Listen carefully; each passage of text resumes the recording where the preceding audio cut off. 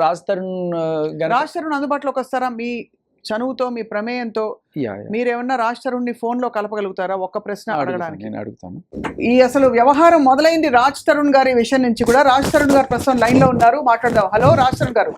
మాట్లాడగానే వెళ్ళిపోకుండా ఒక 10 సెకండ్ల నుంచి ఎలా ఉన్నారు అడుగుకుంటే బాగుంటుంది కదండి. తప్పకుండా అడుగుదాం. మీరు ఎలా ఉన్నారు చెప్పండి ఫస్ట్ అసలు రాజ్ తరుణ్ గారు. Yeah so what would you like to say అంటే at the end of this whole thing, అంటే ఇక్కడ హ్యావ్ విత్ మీ ఇక్కడ ప్రీతి అండ్ ఉదయ్ అని 2 పిల్లలు వచ్చారండి.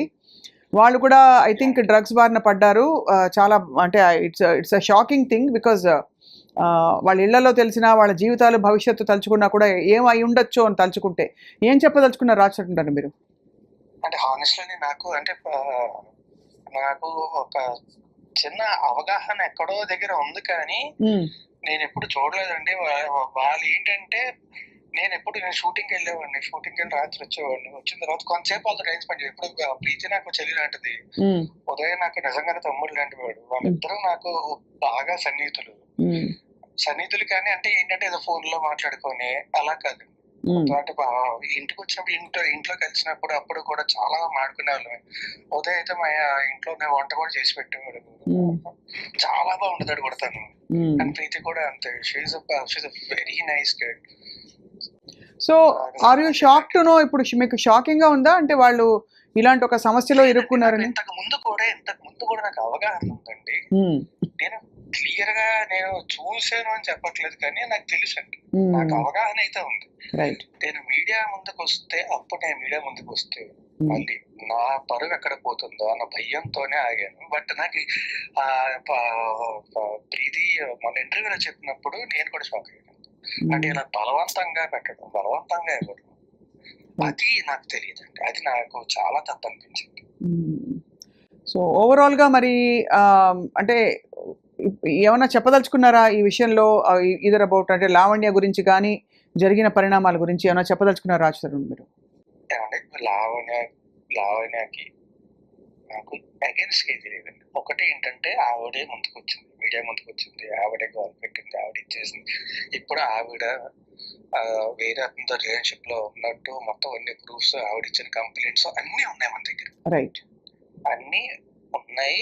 అండ్ శేఖర్ భాషా గారు మీడియా ముందు కూడా చూపించారు. అండ్ ఆవిడ పోలీస్ స్టేషన్ కి వెళ్ళి ఫైల్ చేసిన కంప్లైంట్లే అవి.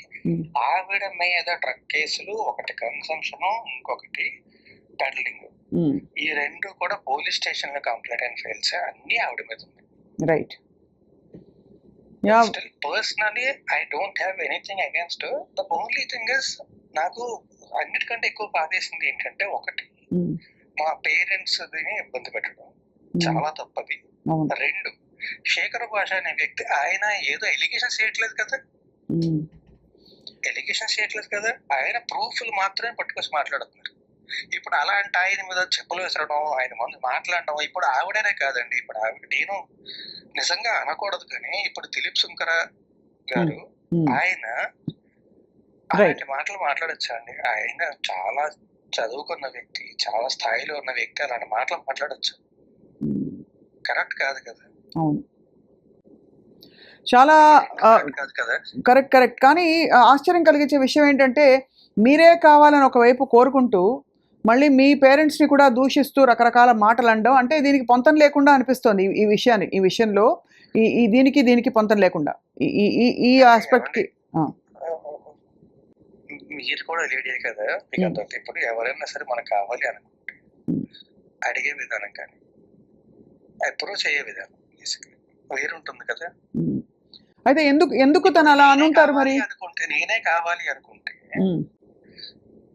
నన్ను మీడియా ముందుకు వచ్చి నా కెరియర్ పాడు చేయడానికి, అది కూడా క్లియర్ గా ఉంది కదా ఆడియోలోని. అవును, నిన్ను రోడ్డుకి ఈడుస్తా, నీకు సినిమా లేకుండా చేస్తా, నేనే కావాలి అనుకుంటే అలా ఎందుకు చేస్తారండి? అంటే ఏం జరుగుతుంది రాజ్ తరుణ్ మీరు చెప్పండి. అంటే కక్ష కట్టారా మీ మీద, లేక మిమ్మల్ని ఈడ్చి కింద పడేయాలనా ఏంటి? వాట్ ఈస్ దర్ ఇంటెన్షన్ అని మీరు అర్థం చేసుకుంటున్నారు? ఇంటెన్షన్ ఏంటో నాకు తెలియదండి, నాకు నిజంగా అంత ఐడియా లేదు. నేను ఒకటే నాకు తెలిసింది ఏంటంటే, ఆవిడ ఇంతకు ముందు ఆవిడ మీద కేసులు ఉన్నాయి, ఓకే, పక్కన పెట్టద్దు. ఆవిడ కూడా కేసులు పెట్టింది, ఓకే. నా మీద కూడా కేసు పెట్టింది. ఓకే. ఇప్పుడు ఏంటంటే ఆవిడ మీద ఆల్రెడీ 3 కేసులు 4 కేసులు ఉన్నప్పుడు అదే స్టేషన్లోనే ఆవిడ నా మీద కేసు పెడితే ఇలా ఫైల్ చేశారు. ఓకే, అది కూడా ఓకే, నేను లీగల్ అయినా ఫైట్ చేసుకుంటాను. ఈ విషయంలో చాలా క్లారిటీ, నేను లీగల్ గా ఫైట్ చేసుకుంటాను. ఎందుకంటే నా దగ్గర ప్రూఫ్స్ ఉన్నాయి, ఆవిడ దగ్గర ఏం ప్రూఫ్స్ ఉన్నాయి, ఆవిడ ఏం చూపిస్తున్నారు. ఆవిడ చూపించేది అంటే 2014 2015 నేను క్లియర్ గా వచ్చి ఫస్ట్ నేనే మీడియా ముందుకు వచ్చి అందరికంటే ముందు మాట్లాడింది నేనే. 2014 నుంచి ఆవిడ ఇది 15 ఏళ్ళు 14 ఏళ్ళు కాదండి. నేను 2012 చివరిలోని ఆల్మోస్ట్ 2012 అయిపోయే టైంకి హైదరాబాద్ వచ్చాను. అప్పుడు నేను సినిమాకి పనిచేయడం మొదలుపెట్టాను.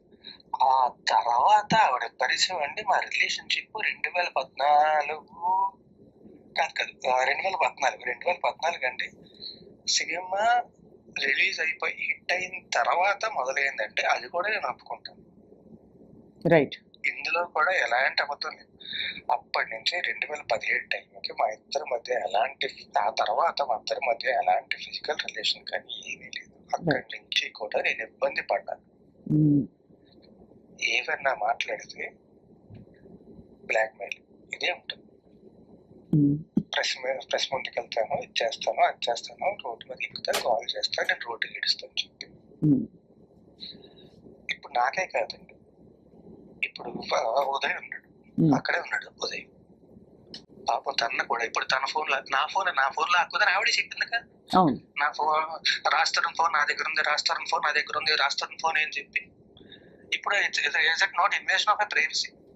అబ్సల్యూట్లీ. అంటే ఇట్స్ సర్ప్రైజింగ్ దట్ అసలు ఇంత జరగడానికి ఆస్కారం, ఒక మనిషి ఇంతమందిని ఎందుకు బాధ పెడుతున్నారు, ఎందుకు ఫోన్లు లాక్కుంటున్నారు, ఎందుకు బెదిరిస్తారని, ఏం కోరుకుని అని. ఏం కోరుకోవడం కాదండి, అందరినీ కూడా చేతుల్లో పెట్టుకోవాలి. ఆవిడ ఎలా చెప్తే తోలు బొమ్మలు అందరూ ఆడాలి. నాకు ఇంతలా మాట్లాడడం కూడా ఇష్టం లేదు, అంటే మీతో మాట్లాడడం కాదండి, ఆవిడ గురించి ఇలా మాట్లాడడం కూడా ఇష్టం లేదు. కానీ బాధ తట్టుకోలేక చెప్తున్నాను. చెప్పు చేతుల్లో ఉండాలి అందరూ.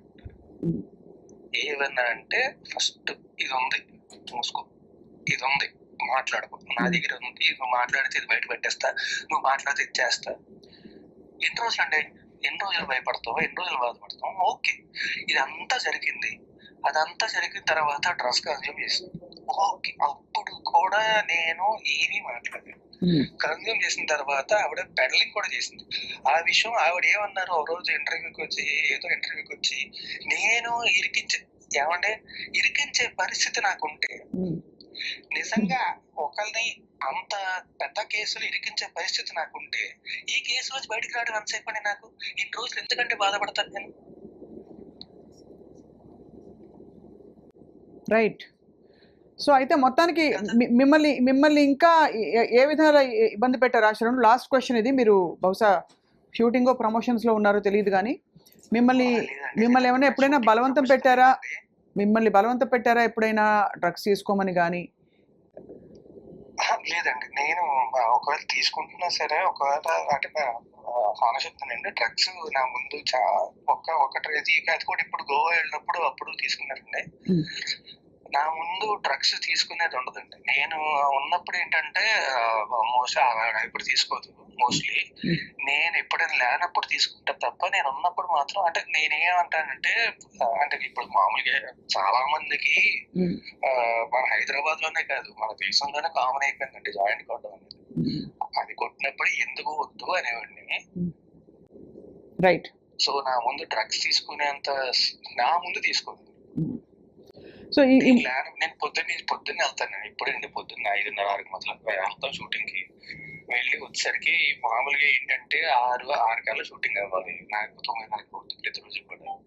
1.5 కాల్ షీట్ ఉంటుంది. 9:30 ఇంతకు వచ్చిన తర్వాత పడుకుని పోతారు. వీళ్ళు ఉన్నప్పుడు ఇప్పుడు ఉదయ్ ప్రీతిని కూడా ఇంట్లో కలిసాను. నాకు వాళ్ళిద్దరు చాలా సన్నిహితులు, చాలా బాగా తెలిసిన వాళ్ళు. చిన్నపిల్లలు ఎన్నేళ్ళమ్మా? ఉన్నప్పుడు ఏంటంటే నిజంగా చెప్తున్నానంటే, మా అయితే ఏముందో పెగ్గేసుకున్న తర్వాత పడుకుంటాం.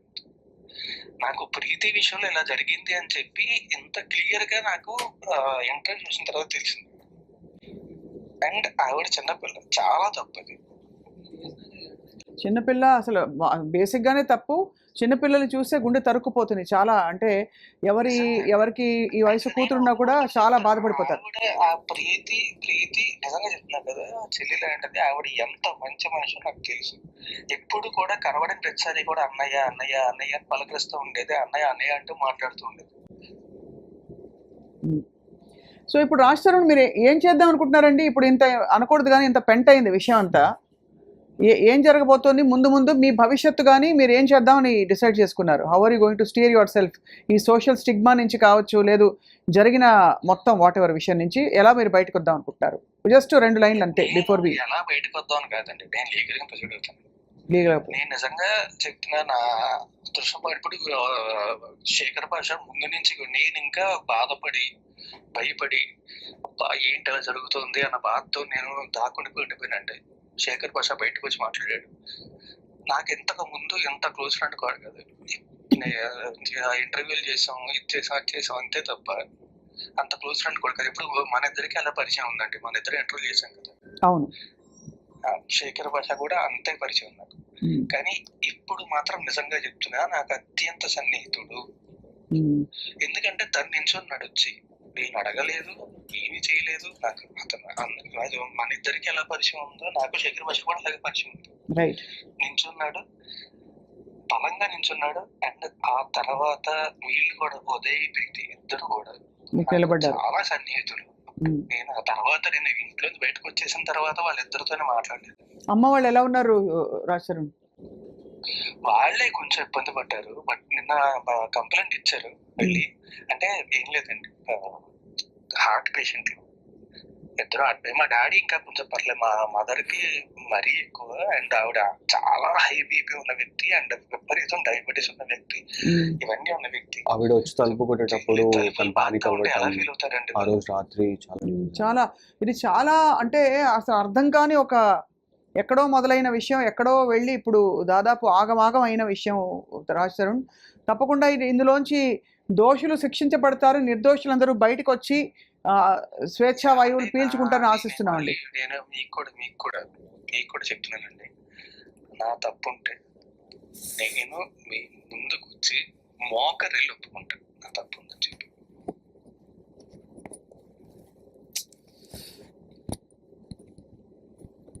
హలో, ఇది మాత్రం ఖచ్చితంగా చెప్తున్నాను నేను.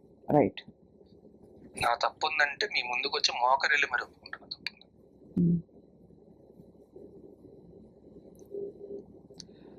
రైట్ రాజ్ తరుణ్, తప్పకుండా మీరు మనసు విప్పి ఫుల్గా మాట్లాడారు, ఓపెన్గా మాట్లాడినందుకు మీకు ధన్యవాదాలు. ఫోన్ కాల్లో అందుబాటులోకి వచ్చినందుకు కూడా ధన్యవాదాలు Raj Tarun. Please take care. Very nice talking to you. Nice talking to you. Thank you.